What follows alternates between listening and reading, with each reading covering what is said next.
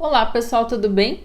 Eu sou a Carol e hoje a gente vai continuar conversando um pouquinho a respeito das principais viroses dos gatos.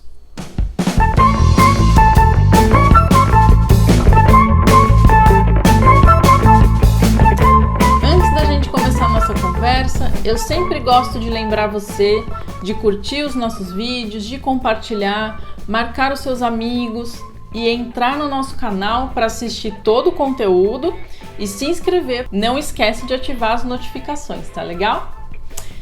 Hoje a gente vai conversar um pouquinho sobre FIV, FeLV e PIF. Um monte de letras, né?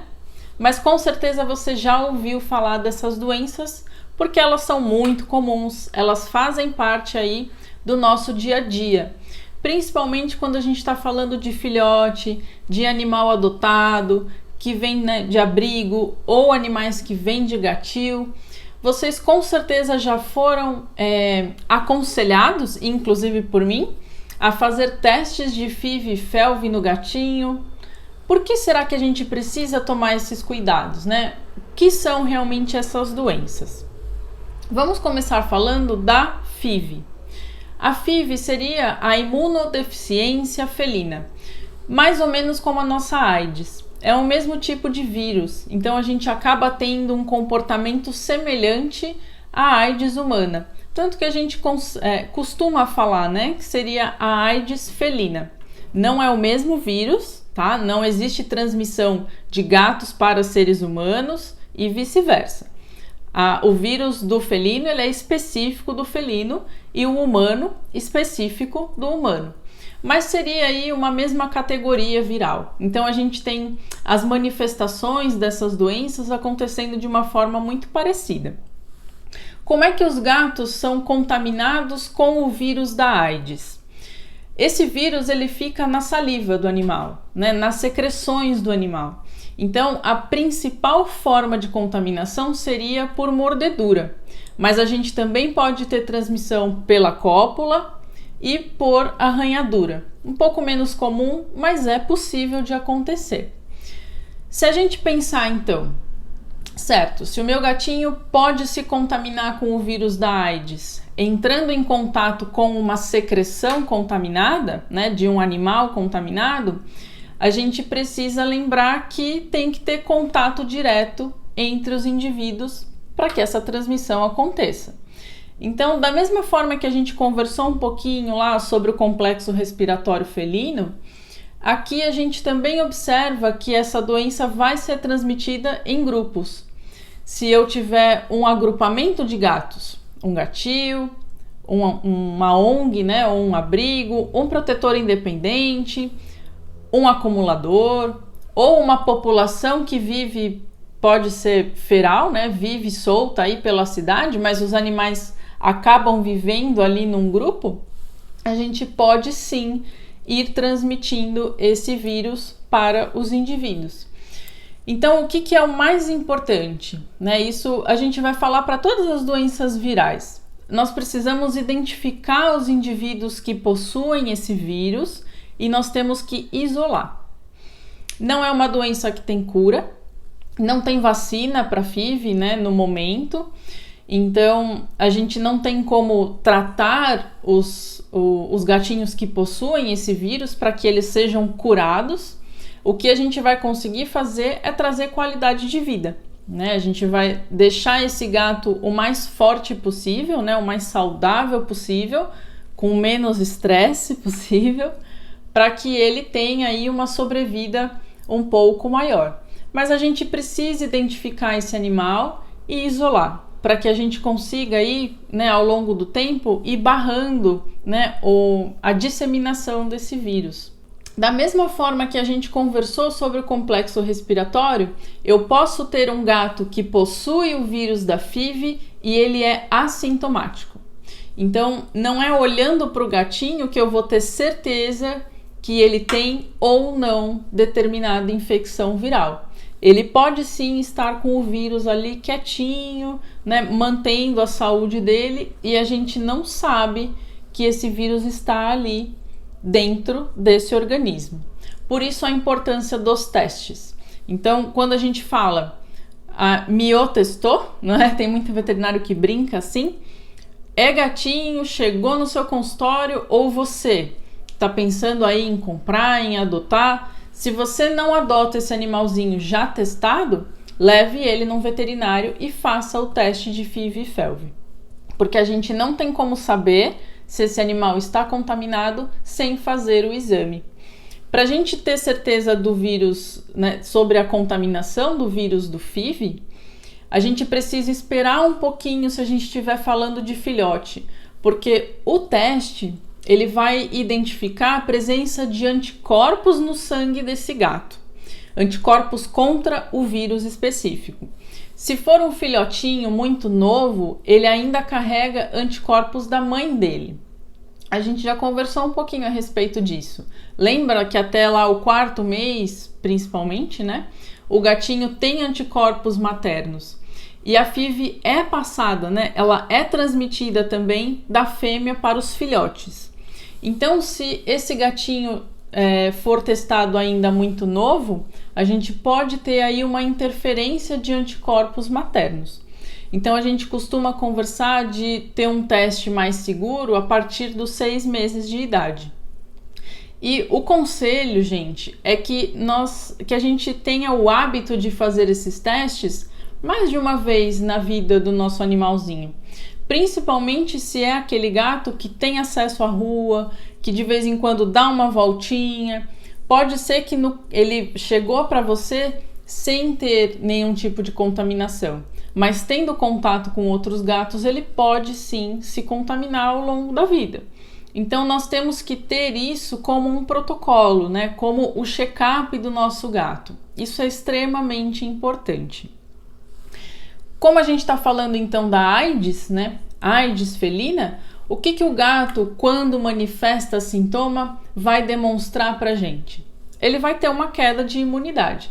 Assim como uma pessoa que é portadora do vírus da AIDS e passa a manifestar sintoma, ela fica mais frágil.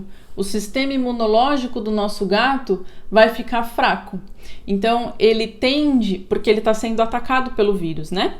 Então, ele tende a manifestar uma série de doenças oportunistas. Ele vai ter mais infecções, pode ter complexo respiratório, vai ter anemia, pode emagrecer, perder apetite, ficar prostrado, ter febre. Então, a gente percebe que outras doenças secundárias vão tendo facilidade de acometer o nosso animalzinho por conta do sistema imunológico dele estar realmente muito frágil. Então, se o meu gatinho tem FIV, manifestando ou não sintomas, dali para frente ele tem que viver isolado, né? Ou somente com outros gatos que também sejam FIV positivos, por conta justamente, né, da possibilidade de transmissão. Lembra que nós não temos vacina para FIV, então eu isolo meu animal e o que eu preciso é deixá-lo sempre muito saudável. Então, tranquilo, com pouco estresse, fortalecer esse sistema imunológico. Ele tem que ser nutrido adequadamente. É um animalzinho que a gente precisa redobrar atenção e deixar ele sempre muito forte, muito saudável, para tentar evitar aí, né, ou pelo menos postergar uma sintomatologia do vírus. A gente sabe que a FIV tem uma sobrevida maior, né? Então, os gatos FIV positivos, eles tendem a sobreviver mais tempo do que os FeLV positivos. A gente vai entender um pouquinho por quê. O vírus da FeLV é o vírus da leucemia felina, como a doença é conhecida. Da mesma maneira, o animal vai carregar esse vírus na saliva, aí a gente também tem a presença do vírus nas fezes. Então, mas eu preciso aí do contato com secreções de um animal positivo para que eu transmita a doença. Então, de novo, contato direto. Tem um gatinho FeLV positivo, o que eu vou precisar fazer? Isolar e não deixar que ele tenha contato com gatos negativos ou, por exemplo, FIV positivos. A gente precisa identificar aí e separar esses animais. Da mesma forma, né, a ação é muito parecida. se a gente for estudar a fisiologia, né, de cada doença, os vírus se comportam um pouquinho diferente, né, em termos fisiológicos, mas o que eu vou perceber no meu gatinho FeLV positivo também é uma queda de imunidade, um animal mais suscetível a outros problemas. Infecções, gengivite, perda de apetite, emagrecimento. Aí eu posso ter um animalzinho que de repente tem uma ferida, né, um abscesso, e esse abscesso não cicatriza. É sempre um animal mais frágil, né? A gente precisa tomar muito cuidado com relação a essas doenças oportunistas. E no caso da FeLV, a gente pode ter aí formação de tumores. Então, por isso a doença ela é mais agressiva do que a FIV, né? A gente acaba tendo uma sobrevida menor, porque num determinado momento esse animalzinho pode começar a formar tumores em qualquer lugar do corpo. E aí eu vou ter sintomas associados dependendo da região em que eu encontro esses tumores. Da mesma forma, eu vou precisar deixar o meu animal sempre mais resistente, bem nutrido, pouco estressado, para tentar segurar aí ao máximo, né, a progressão da doença. Qualquer alteração que você notar, a gente já precisa correr e começar a tratar na tentativa de segurar aí, né, barrar um pouquinho essa infecção viral. O diferencial da FeLV é que nós temos vacina para esse vírus. E quando a gente faz o teste, por mais que o animal seja vacinado, nós não vamos ter interferência no diagnóstico. O teste de FeLV, ele não procura anticorpos no sangue do animal. Então você deve sim vacinar o seu gatinho que corre risco de se contaminar com esse vírus com a vacina V5, mesmo que ele ainda não tenha sido testado. A gente sempre recomenda, né? Tem um gatinho, vou testar e vou programar a vacinação. Mas digamos que por algum motivo você ainda não conseguiu fazer o teste, mas é um gatinho que vai para a rua, que tem contato com outros animais, vacine e a gente vai fazendo o acompanhamento aí ao longo da vida desse gatinho. A vacina ela é anual, tá? Então converse com o seu veterinário. A gente tem a possibilidade, né, em alguns casos, de fazer alternado. Então ele vai tomar V5 num ano, no outro ano ele pode tomar a tríplice, por exemplo. Mas pergunte para o veterinário e peça para ele montar o protocolo vacinal para o seu gatinho. Mas é uma vacina que a gente precisa começar a falar, que a gente precisa começar a utilizar mais, né? A gente não tem aí essa ideia tão difundida ainda. Então nós precisamos colocar na nossa rotina e, de novo, isolar o nosso gatinho, identificar os positivos e não deixar os nossos gatos terem acesso à rua. O contágio vai ser diretamente com outro animal, numa briga, namorando, se o seu gatinho não é castrado, defendendo o território, qualquer situação em que esses gatos entrem em conflito, acabam se mordendo ou se arranhando, ou no caso da FeLV, tendo contato com as fezes, né, desses gatos contaminados. Olha o risco que o seu gatinho corre de ficar doente de um problema que nós não temos cura, que a gente só consegue ir tratando, fazendo paliativo para trazer uma qualidade de vida. Mas a gente tem aí animais que não vivem tanto quanto um gato que não foi exposto a esse tipo de vírus. Então é importante sim a gente pensar em prevenção. Eu encho o saco de vocês na maior parte dos vídeos, mas é porque é extremamente importante a gente conhecer os problemas que nós talvez, né, tenhamos que lidar e prevenir. Prevenção, gente, é o que melhor a gente pode fazer. Se você sabe de todas essas informações, antes de expor, de repente, o seu gatinho a isso, olha só o que você pode evitar. Então, a gente precisa se habituar a pensar preventivamente e não pensar só na cura, né? Pensar na resolução do problema. Vamos evitar os problemas. É o que de melhor a gente pode fazer, tanto para os nossos gatos, para os nossos outros animais e para a gente também.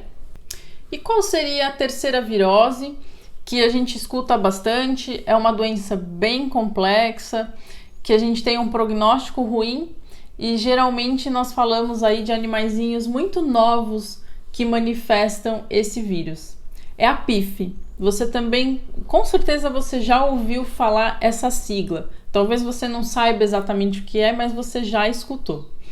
A PIF é a peritonite infecciosa felina.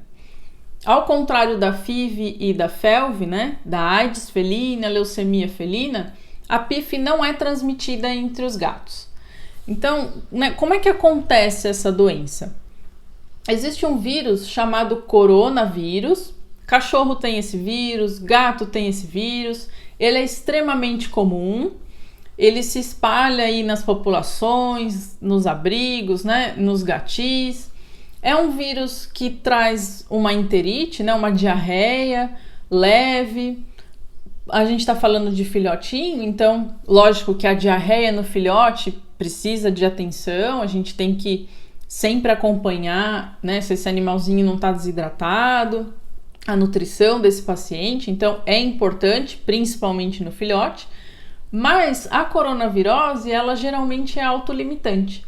Então é uma diarreia que o nosso filhotinho manifesta, né? Fica uns diazinhos ruinzinho, mas às vezes o próprio organismo dele combate esse vírus e ele volta a ficar aí saudável, sem nenhum problema, portador do vírus, tá? Todas essas viroses a gente fala sim dos portadores assintomáticos, que eu preciso testar, preciso fazer exame para ter certeza se o meu gatinho está contaminado com esses vírus. Porque às vezes só de olhar para a carinha dele eu não sei. Não tem nenhuma manifestação ali. Só que o que acontece? Esse vírus que é bastante comum, que se espalha aí no ambiente com extrema facilidade, em alguns gatos ele pode sofrer uma mutação. Isso vai depender do sistema imunológico do meu gato, da própria virulência, né, desse vírus, da agressividade desse vírus. Em alguma situação que a gente não sabe exatamente, né, como isso acontece, mas alguns gatos permitem a mutação desse vírus simples. E aí sim eu vou ter, né, eu posso ter a manifestação da peritonite. Então, um gato vai transmitir para o outro o vírus corona, mas o vírus mutado, ele não passa de um gato para o outro. Não necessariamente, né, um gatinho saudável que entrou em contato com esse vírus mutado vai manifestar a doença, porque depende aí de uma série de outros fatores. Só que é importante a gente pensar no ambiente, pensar aí na higienização, principalmente para o corona, né? Se a gente tentar aí barrar a infecção pelo coronavírus, a gente lá no futuro não vai ter a possibilidade da mutação desses vírus. Como é que o gatinho manifesta? Geralmente, né, vai tudo indo bem, o sistema imunológico vai controlando ali, né, a infecção viral, mas quando ele passa por alguma situação de estresse, ele pode manifestar os sintomas. Então, por que a gente observa bastante no gatinho, né, no filhote? Próximo de 1 ano aí é a maior parte da casuística que a gente tem aqui no nosso país. Esses gatinhos podem ser adotados, então eles vão mudar de ambiente, vão passar por situações estressantes, ou então é o período que esse gatinho vai ser castrado. Ele vai ser anestesiado, naturalmente por conta dessa anestesia, o sistema imunológico fica, né, um pouquinho mais lento ali, vamos dizer assim, e aí é o momento em que o vírus pode começar a se manifestar. Então é comum nós percebermos sintomas em animais que foram castrados há pouco tempo. Aí você vai me falar, tá vendo, Carol? Melhor eu deixar meu gatinho quietinho, não vou castrar porque eu não sei se ele tem esse raio aí dessa mutação, mas a gente não pode pensar dessa forma, tá? A castração é extremamente importante, nós já discutimos isso também. Então a gente precisa tentar pensar aí na prevenção dessa disseminação viral. A gente não pode deixar, não castrar, né? Não expor o nosso gatinho a determinadas situações por conta de medo da manifestação da PIF. É um risco que a gente precisa correr. Lembra que nem todos os gatos vão manifestar, vão apresentar essa doença. Mas infelizmente, quando ela aparece, a gente tem um prognóstico aí ruim, né? A gente não tem cura da PIF.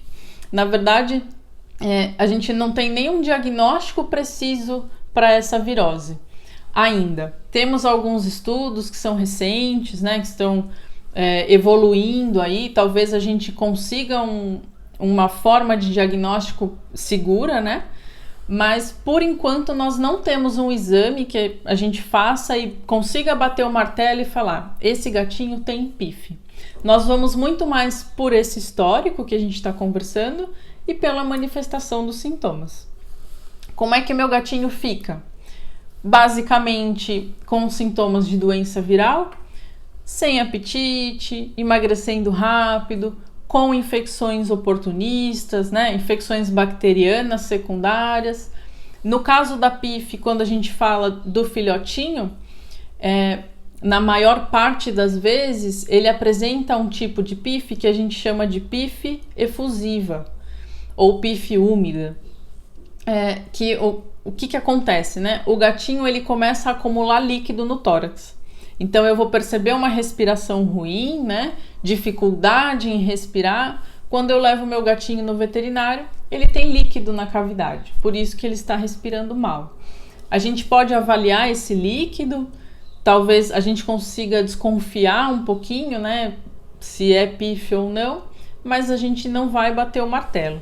Só que por conta desses sintomas, né, da idade do animal e do histórico, a gente acaba desconfiando da doença. Então quer dizer que gatos mais velhos não podem ter PIF, é só uma doença de filhote. Na verdade, eles podem sim manifestar a PIF quando idosos, né? Quando mais velhos. A gente vai ter os mesmos problemas, né? As mesmas preocupações com relação ao sistema imune desse gatinho, mas os sintomas são um pouquinho diferentes. Como a gente está falando de um gato adulto, né? Um gato idoso que tende a ficar aí um pouco mais frágil, mas a gente ainda tem um sistema imunológico um pouquinho mais competente do que o do filhote. Então ele consegue manifestar algum tipo de reação. Na maioria das vezes a gente não percebe na PIF do animal mais velho esse problema de acumular líquido no tórax. Geralmente a gente fala da presença de granulomas. Então quando a gente fizer o exame desse gatinho, né, nos exames de imagem a gente percebe algumas estruturas ali, que seria uma área em que o sistema imune está tentando responder, né, está tentando reagir àquela infecção viral. E aí esse gato forma, então, em determinadas regiões do corpo, esses granulomas. Mas de qualquer forma, é um animal que vai ficar mais frágil e que a gente tem que fazer suporte. Então, independente da virose que nós estamos falando, a gente precisa sempre hidratar o nosso gato, cuidar da alimentação dele para deixar ele sempre o mais resistente possível. Nós vamos tratar os problemas secundários. Então, se eu tenho uma infecção bacteriana, esse gatinho vai tomar antibiótico. Eu vou usar a suplementação aí para fortalecer o sistema imune. Vou tentar corrigir ao máximo os problemas que vão aparecendo. Diarreia, vômito, enfim. Qualquer sintoma estranho, qualquer comportamento estranho do seu gatinho, você precisa procurar o veterinário, procurar atendimento para que a gente consiga avaliar essas situações e tentar manter aí o seu animalzinho por mais tempo possível, vivendo de uma forma mais confortável, né, mais equilibrada. Mas as 3 doenças não apresentam cura ainda, tá? Só a FeLV tem vacina, então a gente tem aí uma ferramenta a mais para fazer a prevenção, mas nenhuma das 3 tem uma cura definitiva. Então vamos entender um pouquinho, leia a respeito dessas doenças, tira suas dúvidas com a gente. Se você não entendeu algum ponto que eu falei, ou se você leu alguma coisa e gostaria de perguntar, conversa com a gente. Vamos tirar aí todas as dúvidas, tirar todos os preconceitos, né? Para que a gente consiga pensar aí preventivamente, evitar esses problemas, né? Que é a melhor coisa que a gente pode fazer. Pessoal, eu espero que vocês tenham gostado das informações que eu passei para vocês. São realmente informações de extrema importância, são doenças muito comuns que fazem parte do nosso dia a dia, doenças graves, que seria bacana aí a gente começar a ter consciência para começar a diminuir, né? A evitar que os nossos gatinhos se contaminem com esses vírus. Curta os nossos vídeos, compartilha, marca os seus amigos. Acima de tudo, tirem as dúvidas de vocês, façam perguntas pra gente. O que é mais importante para mim é que vocês estejam entendendo tudo aquilo que a gente quer passar de informação de peso, né? Informação relevante, que você não fique com dúvida, para que a gente propague aí tudo isso que a gente quer, né? A melhoria da vida dos nossos gatos. Então, entra no nosso canal, assiste os nossos vídeos, se inscreve e ativa as notificações para você receber todo o conteúdo exclusivo semanal. Até o próximo vídeo.